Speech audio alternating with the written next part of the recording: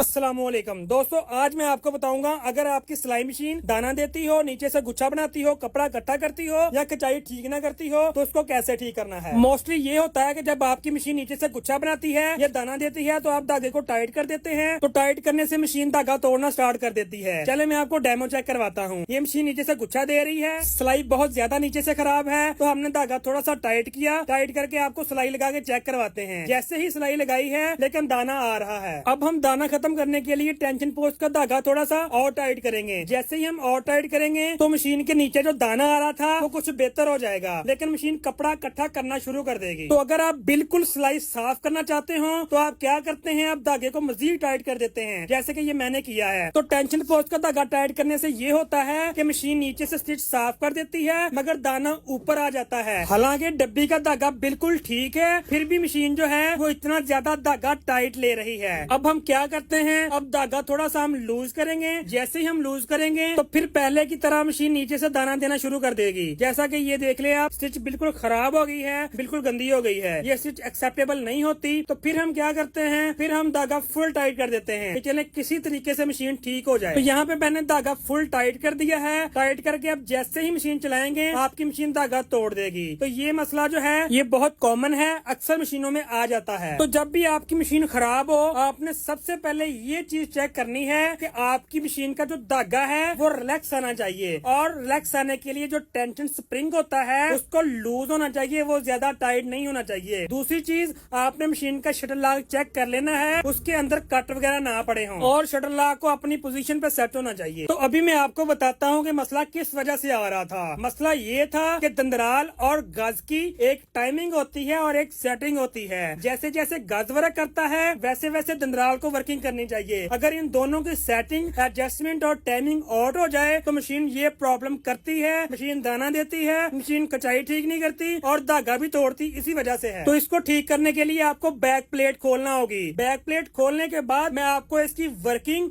और इसको कैसे ठीक करना है सारा बताऊंगा। आपने वीडियो के एंड तक मेरे साथ रहना है ताकि आपको इसकी समझ आ सके और आप अपनी मशीन खुद ठीक कर सकें। तो बैक प्लेट खोलने के बाद सामने केम लिंक नजर आ जाएगी आपको, जिसपे दो बड़े स्क्रू लगे होते हैं। उसकी लेफ्ट और राइट दो लिंक होती हैं जो कि दंदरालों को वर्क करवाती हैं। तो इसी लिंक की अगर एडजस्टमेंट आउट हो जाए तो मशीन आपकी डिस्टर्ब हो जाती है, दाना देने लग जाती है और कचाई ठीक नहीं करती। एक लिंक इसकी ये वाली ऊपर लगी है, दूसरी ये नीचे गुच्छे पे, और ऊपर वाली जो लिंक होती है वो ऊपर वाली शाफ्ट के साथ जाके चिमटे से कनेक्ट होती है, और चिमटे के अंदर फीड बार लगता है। फीड बार पे दंदराल लगे होते हैं, जिस वजह से फीड बार जो है वो डाउन अप होता है, जिससे आप चिमटे का स्क्रू लूज करके दंदराल को अप डाउन कर सकते हैं। ये होती है ऊपर वाली लिंक की वर्किंग। अब मैं आपको बताता हूँ कि नीचे वाली लिंक क्या काम करती है। नीचे वाली लिंक पे लिंक पिन सेट लगा होता है, और ये क्लैंप के बाद शाफ्ट, और शाफ्ट जाकर रॉकर पे आकर रुकती है। रॉकर के अंदर फीड बार होता है जो दंदरालों को आगे पीछे मूवमेंट करवाता है। तो अभी मैं आपको केम का दोनों स्क्रू लूज करके चेक करवाता हूँ कि ये कैसे वर्क करती है। ये देखिए मैंने व्हील पकड़ा हुआ है और केम को घुमा रहा हूँ। जस्ट केम घुमाने से दंदराल अप और डाउन हो रहे हैं, गज अपनी जगह स्टिल है। और ऐसे ही केम पकड़ के जब आप व्हील को घुमाएंगे तो दंदराल अपनी जगह पे स्टिल हो जाएंगे, लेकिन गज जो है वो वर्क करेगा। अगर इन दोनों की सेटिंग और टाइमिंग आउट हो तो मशीन स्टिच डिस्टर्ब कर देती है। तो अब मैं आपको बताता हूँ कि आपने इसकी सेटिंग कहाँ पे करनी है। जिस जगह पे आप इसकी सेटिंग करें आपका धागा भी लूज चले और मशीन जो है वो स्टिच भी अच्छी लगाए। जैसे ही गज ऊपर से होके नीचे को जाए दंदराल भी वैसे ही ऊपर से नीचे को आने चाहिए। जैसे ही निडल प्लेट के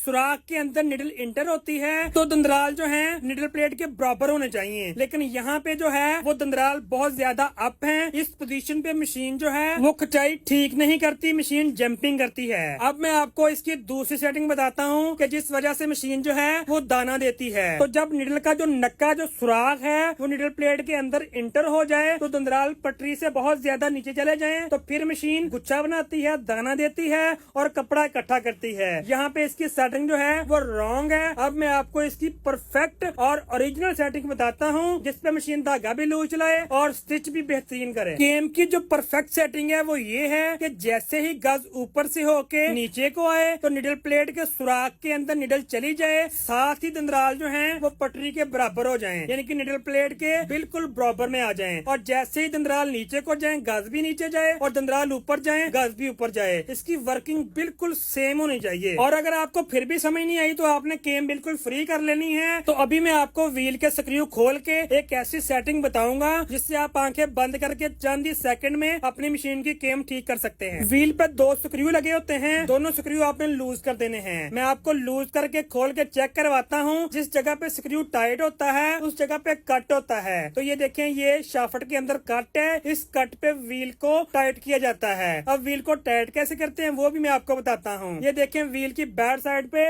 एक एरो बना होता है कि जिस तरफ को मशीन का राउंड हो उस तरफ को एरो होता है। तो व्हील के ऊपर 2 स्क्रू होते हैं। जिस तरफ को मशीन का राउंड हो उस साइड का पहला जो स्क्रू होता है वो कट पे होता है, जो दूसरा है वो नॉर्मल शाफ्ट पे टाइट किया जाता है। तो ये देखें, पहला स्क्रू हमने कट पे रख के व्हील को टाइट कर देते हैं। मोस्टली इसी कट पे ये स्क्रू टाइट हुआ होता है। हमने व्हील खोल के आपको चेक करवाया है ताकि आपको इसकी समझ हो। तो अब करते हैं केम की सेटिंग व्हील के साथ। तो ये देखें, मैंने मशीन का राउंड दिया, पहला स्क्रू सामने आ गया है। इसके बिल्कुल सामने आप मशीन के अंदर देख सकते हैं एक ये कॉलर और ये गियर, ये स्क्रू बिल्कुल सामने है। तो इन दोनों के स्क्रू भी जो फर्स्ट वाले हैं, जिस तरफ को मशीन का राउंड हो, फर्स्ट वाले स्क्रू कट पे टाइट होते हैं। तो अभी आपने करनी है केम की सेटिंग। तो व्हील वाला जो फर्स्ट स्क्रू, केम वाला फर्स्ट स्क्रू और गियर वाला और कॉलर वाला आपने स्ट्रेट पे रखने हैं। ये देखें, केम वाला स्क्रू जो है वो मैंने राउंड दे के व्हील वाले स्क्रू के और गियर वाले स्क्रू के बिल्कुल स्ट्रेट पे ले आया हूँ। यहाँ पे चारों स्क्रू जो हैं वो सामने स्ट्रेट पे हैं। आप इस जगह पे रख के केम को हल्का सा टाइट कर दें। ये दोनों स्क्रू टाइट करने के बाद मैं आपको मशीन का राउंड दे के इसकी टाइमिंग समझाता हूँ, दिखाता हूँ कि जैसे मैंने आपको बताई थी वैसे ही है। तो ये आप देख सकते हैं, जैसे ही गज नीचे को जा रहा है दंदराल भी वैसे जा रहे हैं। निडल प्लेट के अंदर निडल इंटर हुई है, दंदराल पटरी के बराबर हो गए हैं। इसकी सेटिंग जो है वो परफेक्ट हो गई है। तो इस जगह पे आके आप मशीन को फाइनल कर सकते हैं। तो अब मैं आपको बैक प्लेट लगाने के बाद मजीद सिलाई लगा के चेक करवाऊंगा कि पहले मशीन जो गुच्छा दे रही थी, दाना दे रही थी, कपड़ा इकट्ठा कर रही थी, स्टिच खराब कर रही थी, अब उसका रिजल्ट कैसा आया है। तो चलें मशीन को सिलाई लगा के चेक करवाते हैं कि कैसा रिजल्ट है। तो सिलाई लगाने से पहले मशीन का धागा हमने बहुत टाइट किया था, आपने धागा जो है वो फुल लूज कर लेना है। अब सेटिंग जो है वो ओके है,